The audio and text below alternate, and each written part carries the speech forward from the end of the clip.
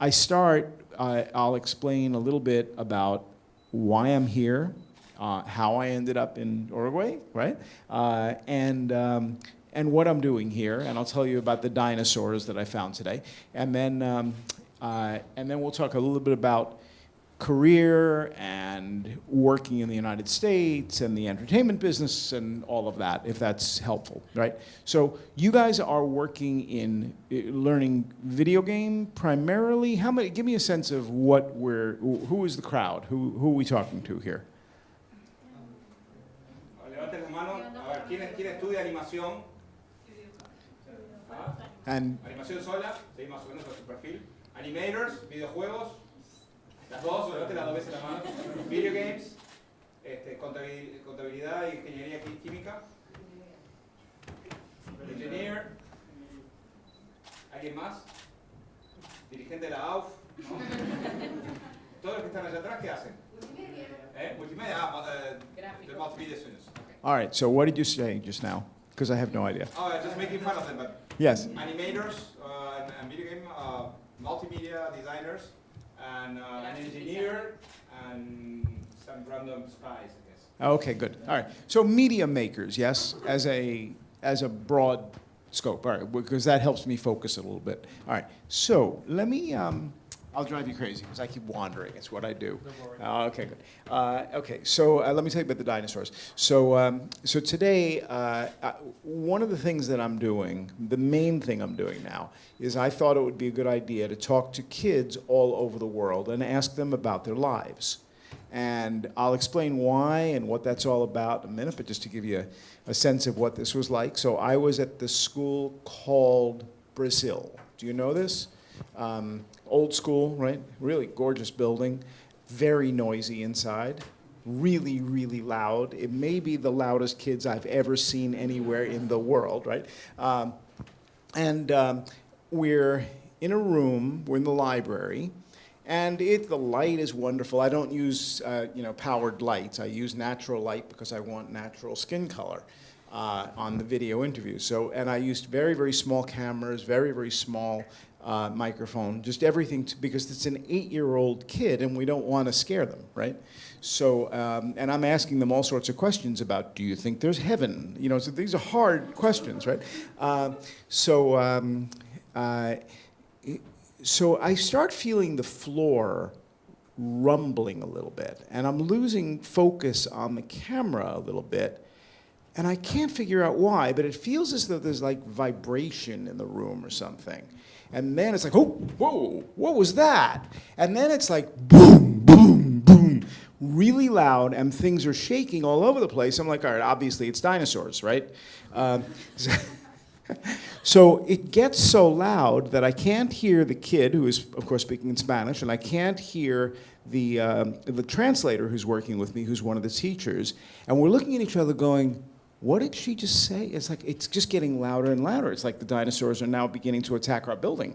So it turns out that they are destroying the road in front of us, and they have this gigantic machine with this huge metal plunger whose job it is to destroy road with every step, right? So it really is like a modern dinosaur.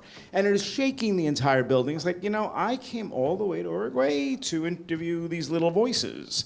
So it would be good if whoever is doing that would stop. Now, I'm a longtime producer, and I'm not shy about walking over to somebody I've never met saying, please stop doing your job for the rest of the day so I can do mine, right? Hello. Hello. I went out, and it's a crew of like 15 people, and they have machines all over the place. So I'm like, I think we've lost this one. We have to figure out what to do. So I did, what any reasonable person would do. I went across the street, I got a sandwich, I kind of looked at it and I went, we need to move. So we ended up upstairs in this little tiny room that had a magic lantern outside. Does anybody know what a magic lantern is? This is a great part of entertainment history. Anybody? Okay, do. Yeah, right. Well, you're not really old enough, but yeah. So it's this sort of a funny slide projector that's about this big, and it would be used to project images, like just single sort of cartoon images on the walls of a dark room to scare people. It was like the beginnings of horror movies. That was the main reason it was used. But this is in the 1870s-ish, something like that, right? And they actually had one there, which I thought was like fairly amazing. They had a few, what are they called? You know, where you push typewriters. They had typewriters, right? I mean, they had all sorts of like old stuff. It was like, this is cool. Anyway, so let me get to the beginning of what this is all about. I'm thrilled to be here. Thank you for the invitation, and hopefully this will be a worthwhile use of all of our time, and we'll play around a little bit. So here's the background. I started out, I was really lucky because my father worked at NBC. Do you know NBC? Big television network in the US. And he was producing a daytime game show, and he did it for 15 years. So the entire time when I was growing up, I would go to NBC on holidays with my friends. So when I was 5 years old, I'm watching rehearsals and I'm watching big news events and presidential coverage and, you know, NASA, you know, things going into space and all that. And it was just great. And of course I grew up there, and eventually every television show goes off the air, so that was the end of that. Now I have to find a job. And I started working in game shows. That was the beginning of my career. So I would write questions, I would research questions, you know, I would do all those things. And it was fun. It was in a big old vaudeville theater in New York that had been built in the 1920s and had been converted to a television studio, which was the way that a lot of television started in New York. They had either big radio studios, like, you know, you remember David Letterman was at NBC and all of this. So you know, the big building in Rockefeller Center that has all the studios. So those were originally radio studios, and then the ones that weren't there were typically in theaters. So I got to work in one of these really old theaters before it got knocked down and became an apartment building. So what was cool about it, it was a Broadway-style theater. They used to have big shows there, and you'd have balcony, and, you know, the whole thing. So it was a game that involved questions and answers, but it was very, very, very, very, very fast. So we would burn through about 250 questions in 1/2 hour. Think about how much that, right? Which means, as the production assistant, you use this term, so the lowest person, right? My job is to type the cards, make sure that the copy in the control room is the same as the copy that the host has and all that. And then afterwards, we have to file them. We would record 5 shows a day, so we had more than 1,000 question cards that had to be filed away and recycled, because if we didn't ask that question and we had another category about national parks, we'd use that question, put it into this bin. Somebody has to do all that work. That was me. So great training for research. Why? Because in the phrase oodles of noodles, silly phrase, right? Oodles of noodles, how many O's are there? And everybody said 4. Oodles, noodles, right? 4. It's 5. Of has a 5th one, right? So that was a $10,000 mistake because we all screwed up. And this crazy producer who I was working with said, when you make a mistake, you walk in front of the audience and you raise your hand and you take responsibility for the mistake. It's a good way to learn not to make mistakes, or not to make too many mistakes, or not to make too many $10,000 mistakes, right? So I grew up in that business, and then I got lucky because I worked really hard. I would be the first person in the studio in the morning and the last person out at night and all that, and in the office the same thing. And somebody remembered me. She was in charge of the contestant testing, you know, figuring out whether people could answer the questions. They had a classroom and people would fill out a written test and then a personality test and all of this, right? So she remembered I used to be the hardest working guy. So her boyfriend had been hired by the company that owned Warner Brothers. It was called Warner Communications. It's now Time Warner, that company. And they were trying to figure out how to put cable television into the mainstream. Nobody wanted to pay for television. Television was free. So how do you get people to pay for television? And the answer is you make up new channels that are only available on cable television. So I had worked as a publicist at Warner Brothers Records, separate story, just happened to be the same company. And they said, oh, well, we need a channel for teenagers. Could you invent a channel for teenagers? And that became MTV. So I was really the first person who did that. I produced the first pilot, invented the idea of a VJ, all that, right? So I was that guy early on. And at the same time, we had this need to have a children's channel, and that became Nickelodeon. So I was first head of production for Nickelodeon too. So it was just, I was in the right place at the right time. It was really fun. And the important thing is we were open to new experiences. We were open to changing the way that everything worked. That's a really important lesson. My father thought I was crazy. You're going to invent a television network? What are you talking about? Because everything was broadcast and everything was like an NBC. What's your big network here? What would the biggest broadcast network be? I'm sorry? Canal 5. Okay. No, just kidding. No, right. No, well, we only have like 4 different. Well, that's what it was in the US. There were like 4. There weren't hundreds. That was later, Turner and CNN and all that. This was, nobody had done this before. So the idea that like you're going to invent a television network would be like, you're going to invent like space travel? Like it just wasn't possible to do that, but we did it anyway. So for me, it became, if you want to do it, figure out how. Not, you can't do it. And that was a tremendous lesson. And the generation of people who came up with me in New York, and we all looked at media as a toy, as something that we could play with, as something we could experiment with. I was in charge of interactive games also. So there was this company, a little company, that Warner, same company, decided to buy. It was called Atari. Anyone? Atari, yeah. So I became the person who would go out to, well, it wasn't really called Silicon Valley at that point. It was a hotel and a whole bunch of plum trees. They hadn't built the office, there were no companies out there yet. It was just the very, very beginning, and I would meet with Atari and we would figure out how to do interactive gaming over cable television. So again, nobody had ever done it before. And so when the internet comes up how many decades later, it's like, well, nobody had ever done that before either, we'll just do it, right? It's just, you sort of jump over things because you're Superman, right? You know you can do it, nobody's gonna say no, and if they do and you fall on your face, you'll get another job. Don't worry about it. So it's kind of a crazy way to think about what we do, right? So along the way, I've had a lot of work, I've done a lot of work with children. I went back to MTV, built their first half-hour series.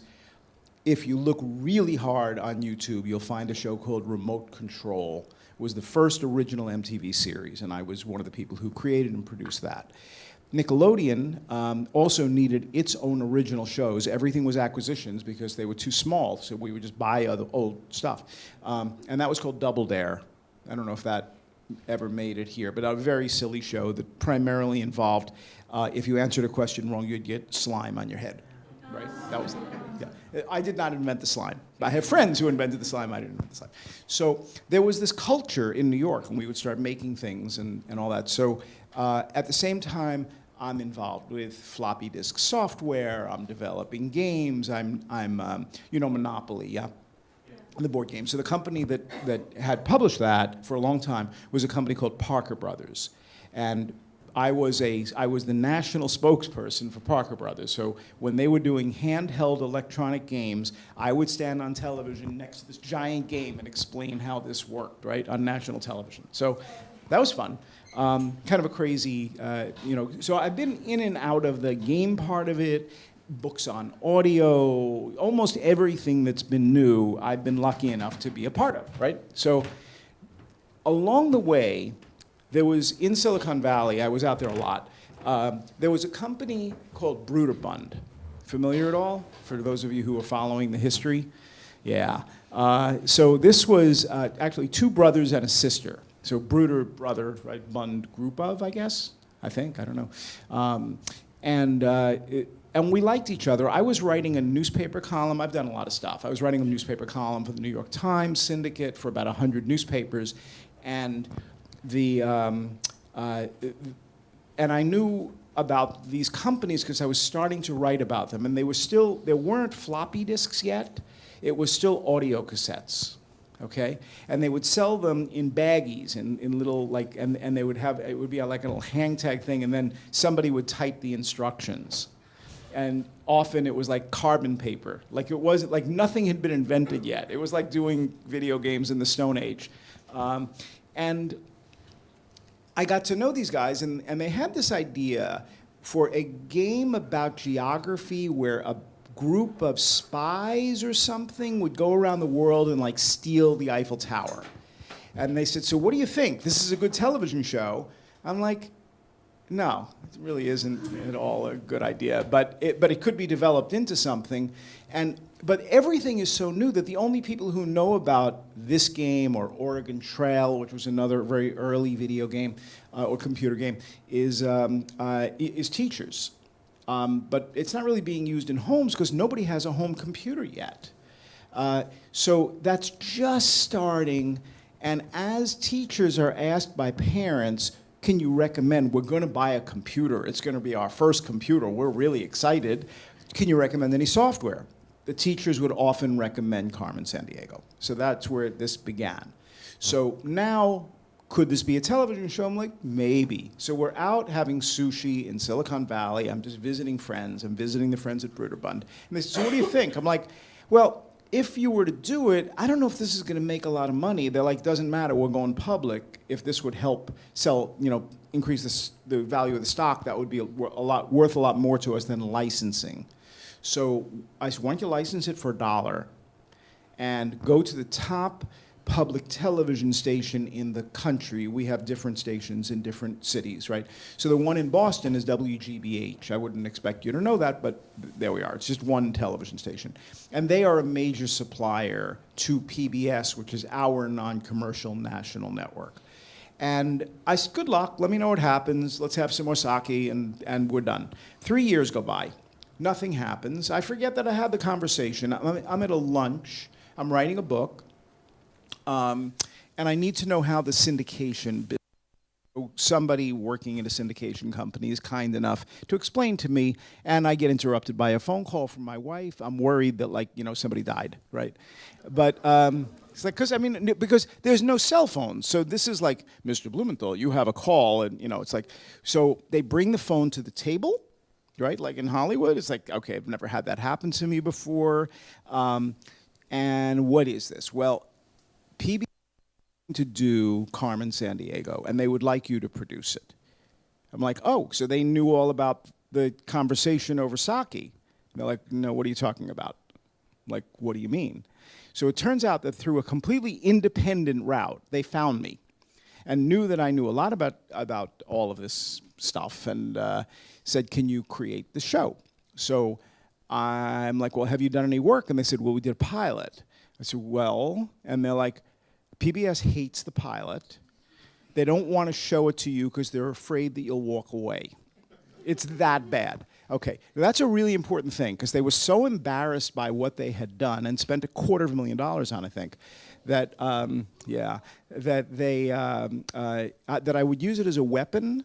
So anytime anybody would question my decision, I'm like, I'm going to show you the pilot. So I had the pilot locked away in my desk. It was like the secret, it's going to blast out.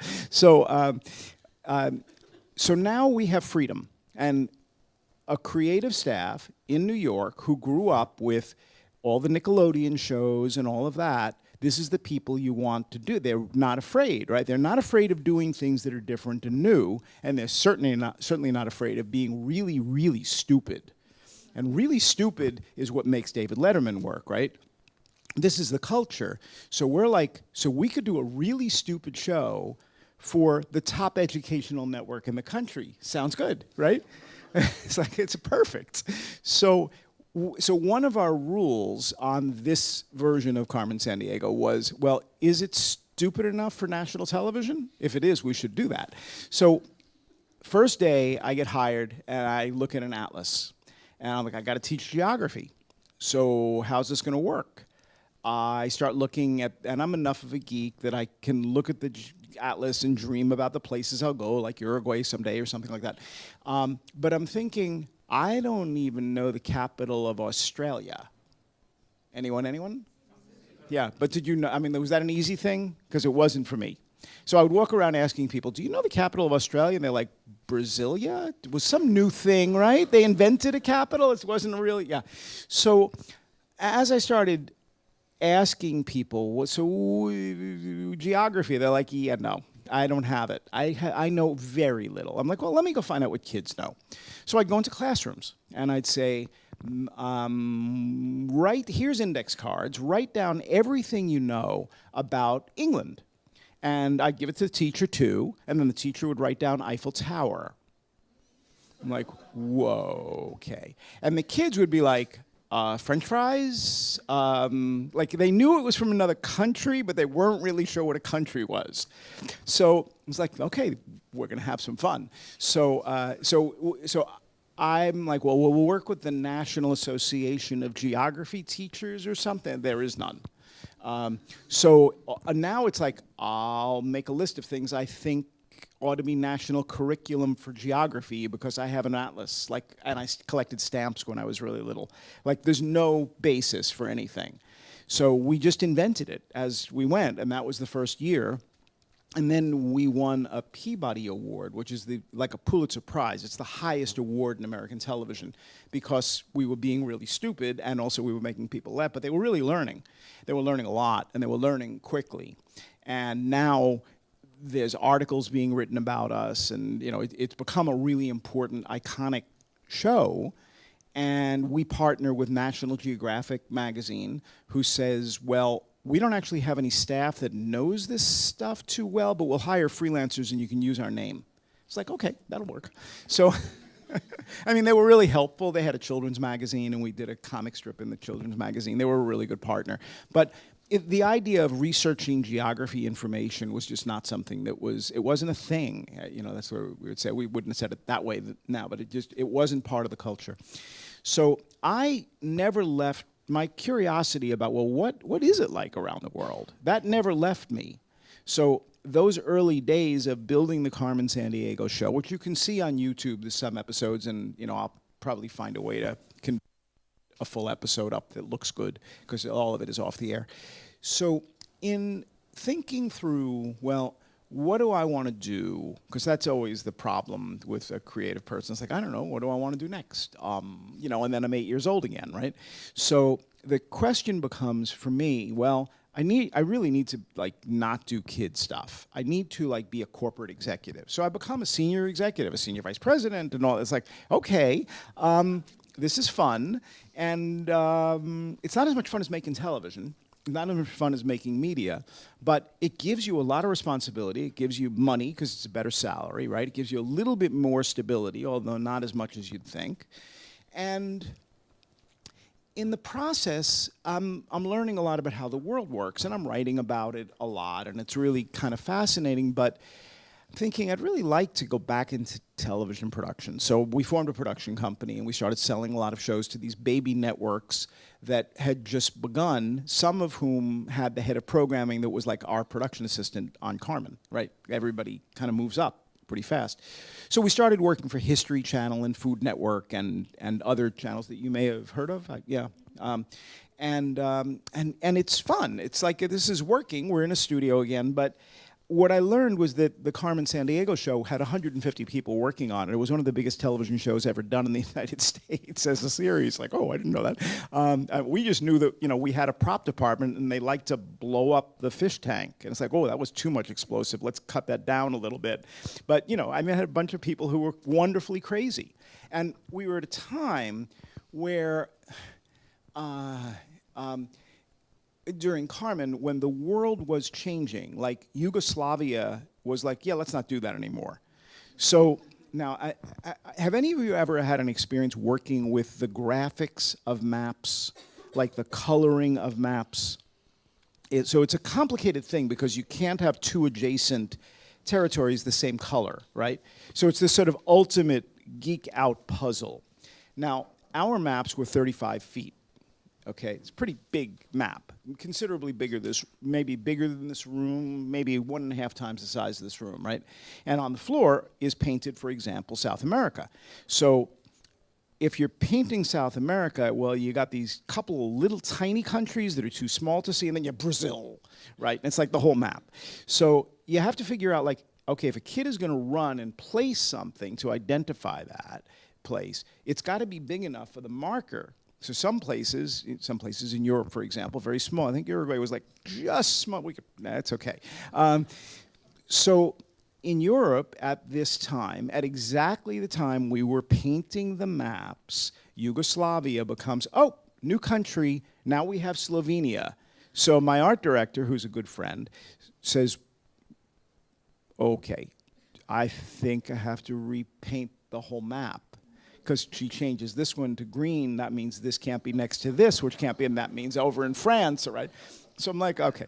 So she stays up all night, right? Because we're still going to do the show tomorrow, and there's 200 kids who are going to show up, and they're going to expect to play a game. And so overnight, Laura, the Macedonia is a new country. She looks at me, she says, wait, no. So now she has to paint the whole map again, right? This went on because Yugoslavia became like 7 different countries, but they didn't do it the same day. So every time she would paint the map, she'd have to repaint the map. These places are as foreign to me, right? Were as foreign to me as Uruguay.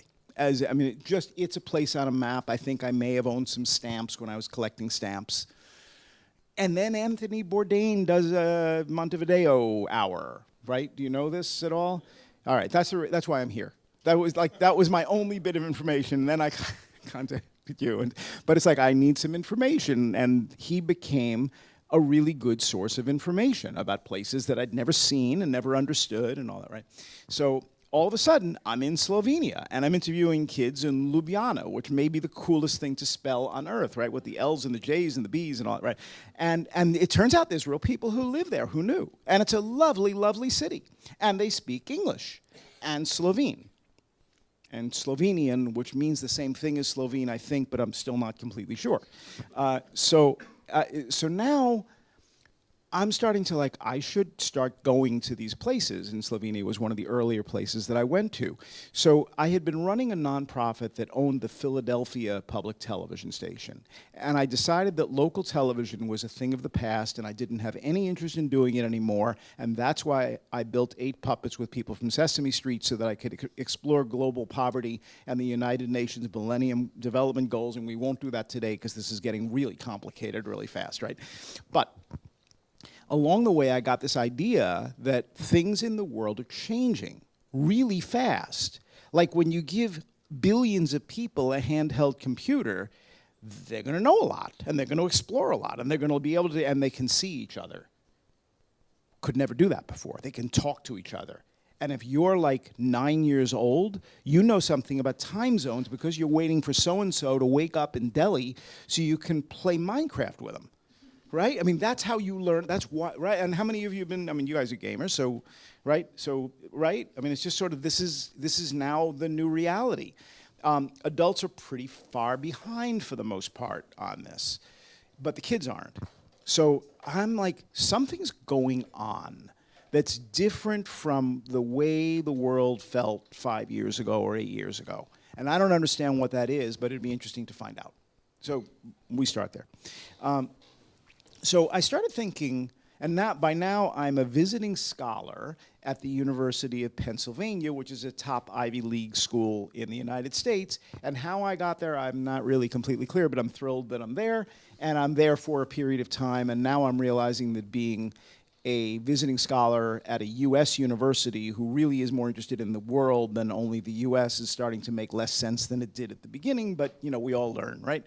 So now I think I want to be a global scholar. I don't know what that means, but at any rate. So what I'm beginning to realize is as a result of iPhone or FaceTime, now you can talk to somebody else and not pay for it anywhere in the world or in many places in the world.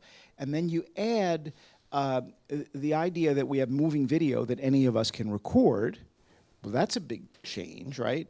And you can press a button and just send it out anywhere. That's a big change. And by the way, if you have trouble understanding something, you just plug it into Google Translate, and it's there.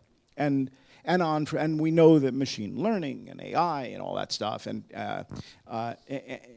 artificial reality will break down that idea of language barriers. Like that's starting to happen in a lot of different ways that we can talk about. So I'm thinking, boy, this is accelerating. But it's not the only thing that's accelerating, because look around, you'll notice that some of the people in this room are female. That's a huge change. That didn't happen before fairly recently. Now we're starting to educate girls, not only in a country like Uruguay with a better economy and all that, but also we're doing it in places where the function of that girl was to make babies at 11 years old and to make as many of them as possible because they died. We're not in that world so much anymore, where this is changing fast enough that 600,000 people go online every day somewhere in the world, and about 150,000 of them are kids. This is tremendous. This just changes this changes the worldview of that girl who is growing up in Ghana, because she realizes she has economic value, she has a life, she doesn't have to be a baby-making machine. She could actually design video games. She could come to this university and do that. That's incredible. That's the first time we've ever done that as humans.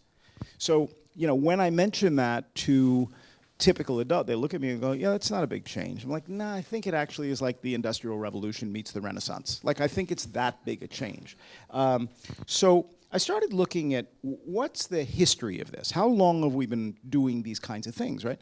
So I started thinking about, well, it's only about 100, maybe 150 years ago that we decided public education was a good idea. Like, I know everybody ought to be educated, because before that it's like everybody has to work on the farm or everybody has to work in the factory. So we're not going to educate people, because then they're going to get these ideas and then they might want to do something on their own. So we don't want that. So we developed this whole public school system on the basis of everybody's going to do more or less the same thing. Everybody has to learn the same things. Everybody has to learn mathematics. Everybody has to have a core curriculum. Everybody has to have the same this and the same that and the same this. And even today, when I visited Brazil school, public school, right? Everybody's wearing uniforms. It's like, how quaint. That's nice. I understand the reasons for it, but you're not wearing uniforms. And I think you're probably more on the side of this is the way the world is moving. And when I look at all of you now, you could easily be in the United States, you could easily be in France. We all wear the same things. It's kind of incredible that all of this individuality, and yet consumerism and all that, but individuality we've all taken control of our lives. That's, again, absolutely huge. And the idea that we're sitting in a room together talking about, well, how do we use video games or animation or other media to push this forward, that's an awesome responsibility. Because you know what? We just blew up teachers. Because we're way more powerful as media makers than schools, I think, are ever going to be again. It just, their era has gone the way of, like, I don't know, I'll take pictures and then take them to a photo processing lab and get them printed on pieces of paper. The idea that we're still in this old paradigm is kind of strange. And by the way, it costs a lot of money, maybe not here, but in the United States, we make sure that if you want to go to college, for most kids, it's either so outrageously expensive that they have to carry debt for most of their lives, or they drop out. Our dropout rate out of college is really high, or they're learning things that are no longer connected to what the world needs them to do, because the work they're learning may be routine work, for example. So that, you know, I mean, if you're becoming an accountant and you're getting that degree, I hope you have plans 5 years from now, because that's going to get 10 years, that's going to be blotted out by a computer. It's not hard to figure out how that's going to, you know, don't learn how to prepare taxes. That's not a good career move.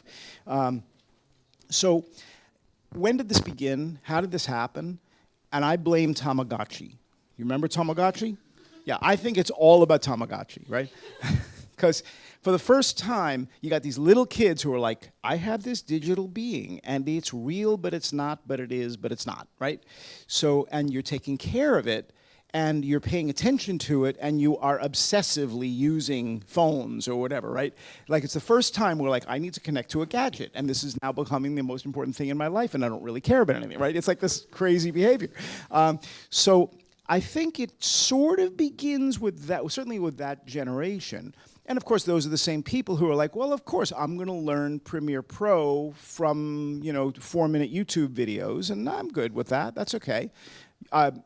why would I need somebody in the room to do that with me? It's 2 o'clock in the morning and I'm pretty drunk and I really need to learn why this stupid timeline keeps getting locked up right? I mean, that's just how it works. And the thing that's so weird is like that there's an 8-year-old, maybe without the alcohol, but there's an 8-year-old who is doing exactly the same thing that the college student is doing, and I'm doing exactly the same thing. Like we're all doing the same thing.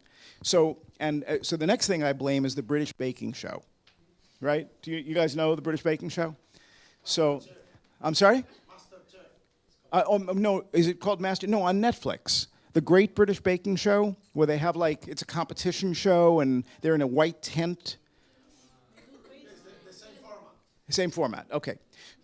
But with Great British Baking Show, I can have a conversation with an 8-year-old like I did today in Uruguay, and we can talk about fondant, right? It's like, really?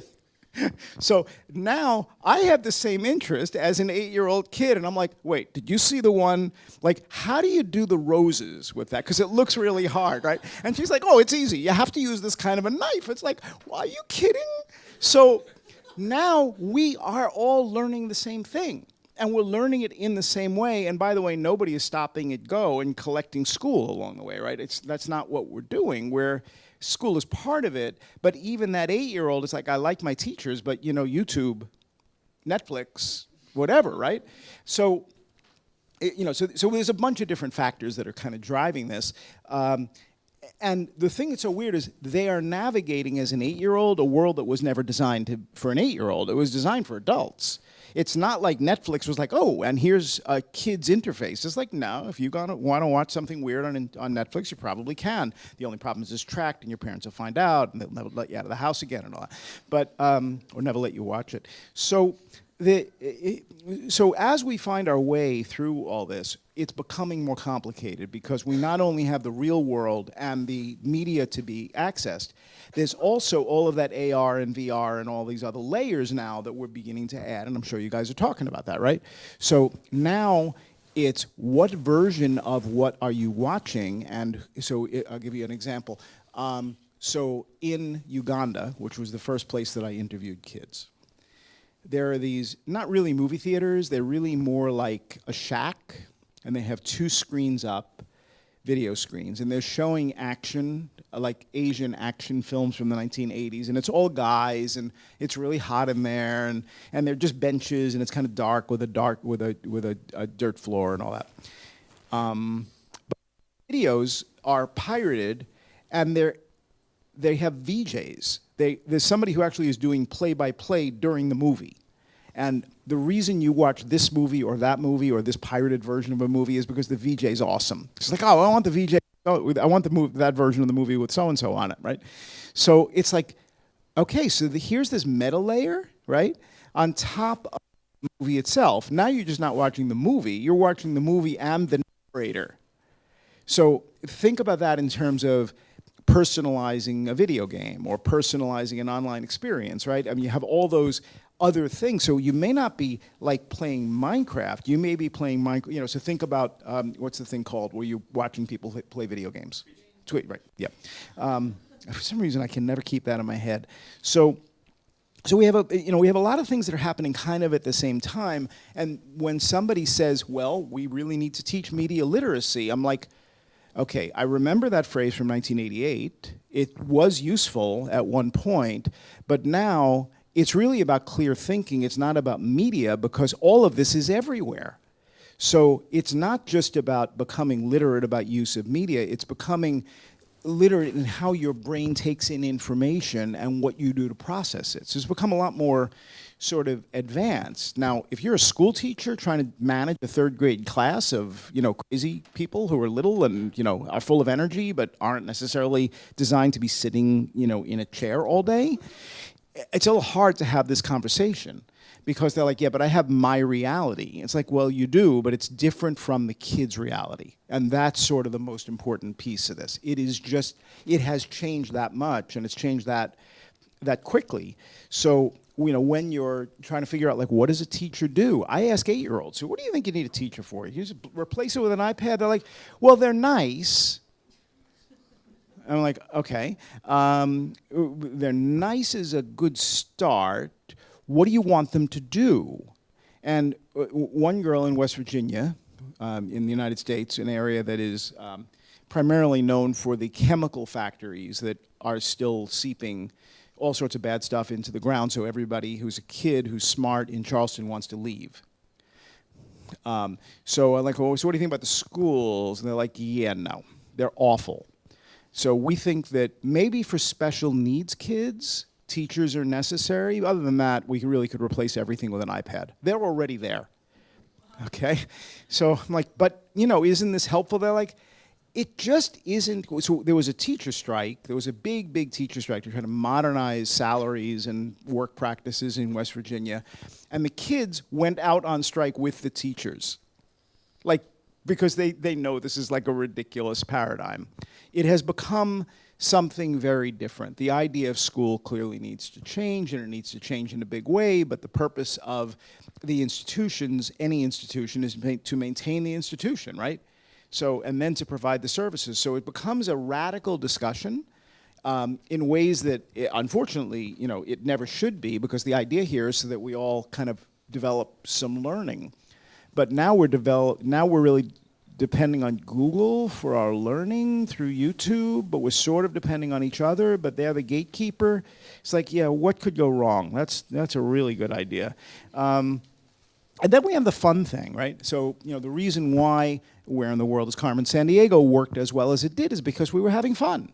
We were having fun. Other people, it was fun. Really. And that's the sort of basic, the game design idea. Is like, well, if it's not fun, it doesn't really matter what else you're doing. It just has to be fun. Well, how do you know if it's fun? It's like you hire people who know how to make fun. It's like, what is that? Like a magician? It's like, yeah, pretty much. Yeah, yeah. I mean, is there a way to teach somebody creativity? There's a way to teach somebody skills and craft, but if that instinct isn't there and sharp and nurtured by the community of people you're in, and figuring out how, when you fall down big time, how you get up and how you recoup, because everybody does bad work at some time or other, or misses, or gets a lot of money and goes, all right, I really screwed that up. And that happens to everybody. Instinct really matters a lot. Do you learn instinct from watching a 4-minute YouTube video? I don't think so. You learn it by doing it. You learn it by interacting and collaborating and doing all those things that sometimes are kind of difficult to do. But that has nothing to do with the way in elementary school, and when they begin to group the kids in tables, and they're not in alphabetical order in rows anymore, but it's really tough to teach multiplication tables if you're doing it collaboratively. Like, it's just, so why are we teaching multiplication tables if we have devices to do that, right? Everything has a question in it. You know, and it's sort of, you know, but you can't really design your entire education system as a giant collection of Easter eggs. That's really not going to be the way, you know, you'd want to go about it. So, so now I start thinking a little bit about, well, all right, so we had television, and at one point we talked about television as the window on the world, right? And that was the big, like, oh, you get to see the whole world. But there were gatekeepers who were like, yeah, we're not going to show Uruguay. We're not going to show South America. We're not going to really show anything south of the equator, in fact. I mean, that doesn't exist. So as a result, you have not generations, but an entire northern hemisphere who basically is unaware that the southern hemisphere of Earth exists in any way at all. Right. So this would be my first week south of the equator in my well-traveled life. Okay, and I still haven't done the toilet thing, but I'm looking forward to doing that. But seriously, like, this is the first time I've done this, and it's amazing to me how similar. It's amazing to me how different. You know, all those realizations that we have. And the other thing that I'm reminded of is just how irrelevant both my experience and yours is, because South America and North America and Europe are really very 20th century. See, everybody is being born now in Africa and Asia. That's the cool thing to do, to be African or Asian, because that's where most people are going to be born, starting, like, I don't know, in 10 minutes. I mean, like, this is all, we're already there. So of the, and I don't know, we're heading now towards 8 billion people on Earth, right? But we're going to hit about 11 billion by 2100. And by that time, well, none of the largest metropolitan areas are going to be anywhere except Africa or Asia. So Sao Paulo, I think, is one. Mexico City is the one that holds on, kind of a little bit south, and New York City holds on a little bit north. But Paris, London, no.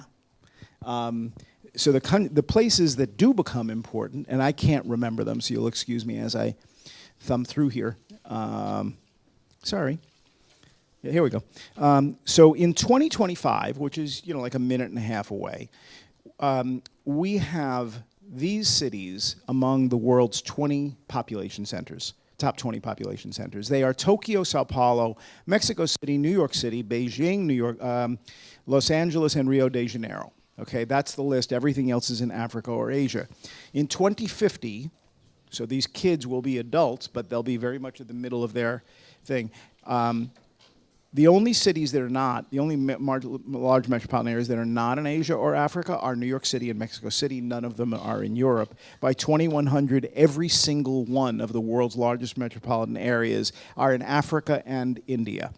So what I want you to do is raise your hand if you've heard of these places, and if you can tell me how to correctly pronounce anything that I will now mispronounce, you get double points, okay? So here we go. Lagos. Say again? No, it's in Nigeria. Nigeria, good, okay, there we go. We can do that too. Kinshasa, where is it? Good, Congo. That's, how many of you have heard of Kinshasa? Yeah, right, there we go. Next is, sorry, I lost my place. Dar es Salaam. Dar es Salaam. Right? These are the biggest places in the world, right? And I was like, I've never heard of it. Dar es Salaam. Anyone? Where is it? I'm sorry? You'll look it up. Mumbai. Yeah, you got that. Delhi. Yeah, Khartoum. Yeah, Silk Roads or Africa, right? It's going to. There's a lot of sand around it, I think. But right, we don't have this, and we should. Niamey, or Niamey, Niamey, one of the largest metropolitan areas in the world, and everybody is looking at me like that could be a zebra, right? Dhaka, and Kolkata, Kabul. Lilongwe, yeah, Blantyre in Africa, Cairo, Kampala, Manila, Lusaka, Mogadishu, and Addis Ababa. Welcome to the world, right? So if we're not thinking this way now, we sort of already lost the game. I mean, this is where, it's already 2020. It's not like, or 2019 or whatever it is. It's not like this is really far away. This is like the lives that our kids are growing up in now. And we're not paying attention. And by the way, there's not infrastructure in many of these places. And by the way, there's a lot of poverty in many of these places, and there isn't education in a lot of these places. But what we do have is a lot of kids who are going to grow up in a lousy economy, and the boys will blow up the world. They will be terrorists to the future. And we have a way of stopping that because we make video games. And I'm serious. So here's where all these pieces kind of fit together. The first and probably most important is something that I call clear thinking, which is a term I'm trying to promote a bit. And what I've written here is very simple. Perhaps we begin by telling our children the truth about the human race, about our history, and about the current state of our nations, our culture, and the earth. We've made tremendous progress as the human race, but we've also made many decisions that we now regret. Or we will someday regret. A small number of people have become rich and powerful as a result of these decisions, but most people have benefited more modestly.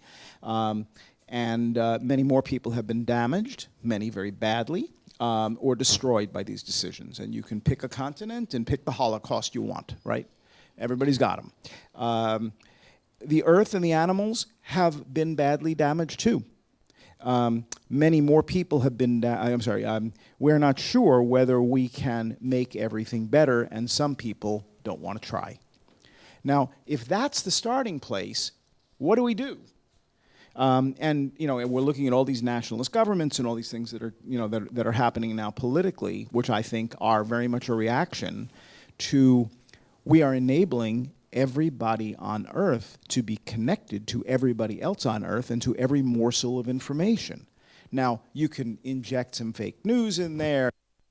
When I go out and I talk about kids on Earth, when I go out and I interview a kid whose language I don't understand, and I say, so tell me what Montevideo is. Is it like a mountain of video screens? Like, what is that? And the kid explains it, and they're 8, and their skin's a little darker. And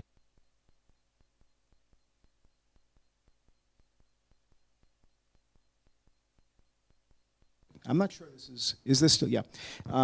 So they answer me, and they're not embarrassed to answer. They're not bothered by the question because they're part of a global community and they know it. They have responsibility to others. They want to tell their story. And with Kids on Earth, I have an opportunity to help them tell those stories. So now as I go from Uganda to Hong Kong, and there was a girl, young woman in Kosovo, 16 years old, who can't leave her country because there's no way to do that.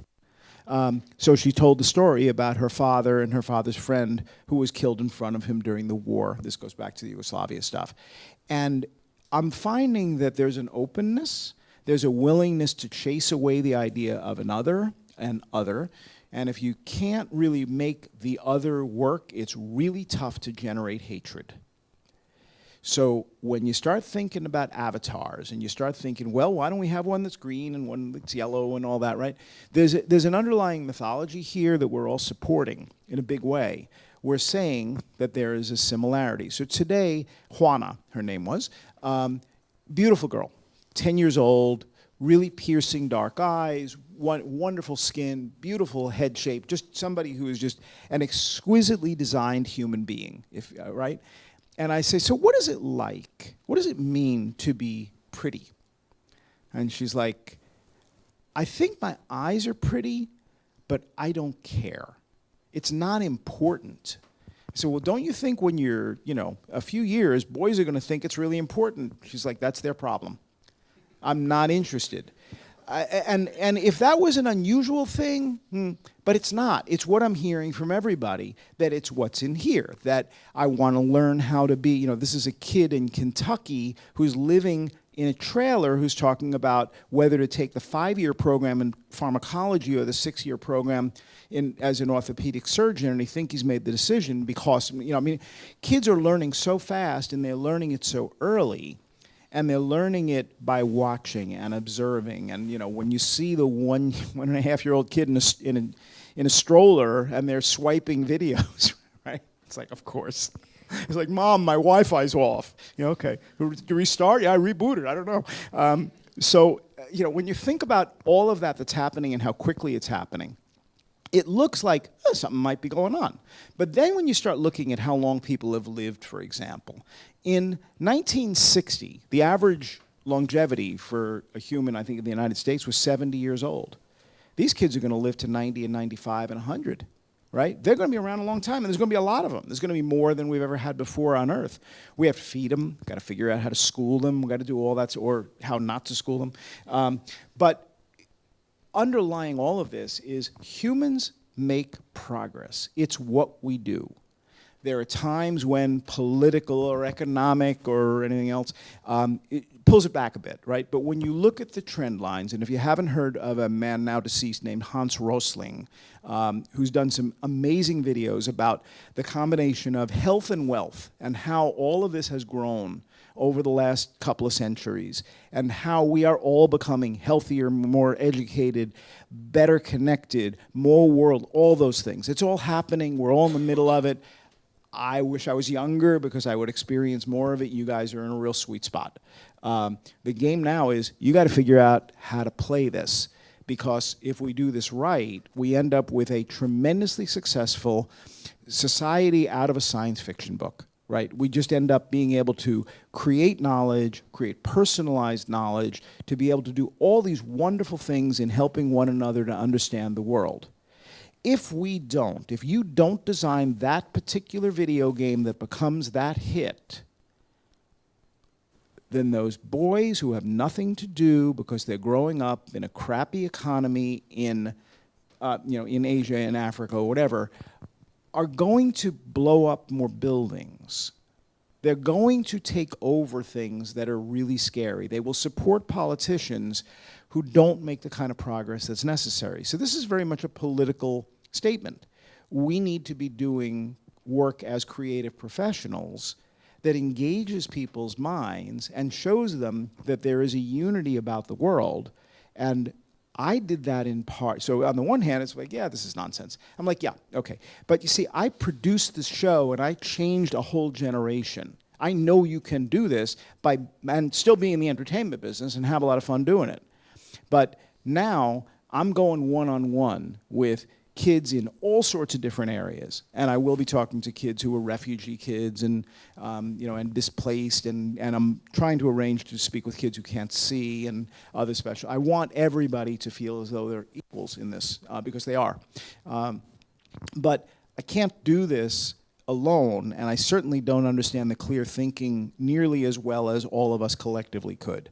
So the challenge for all of us is to do the best possible creative work, because we have become the world's most popular, powerful teachers.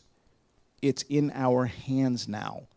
We are here learning about this, and we are all drinking from a fire hose. There is so much information coming at us and so many good ideas, and it is such a wonderfully exciting, productive time where we are imbued with tools that have never been, and all of a sudden we got, that 2-year-old in the stroller will probably be teaching me better tips for Premiere Pro, right? I mean, we're just there. This is the reality now. So the game is, how do we make the best of it? And how do we all participate? I never know how to end this, so thank you.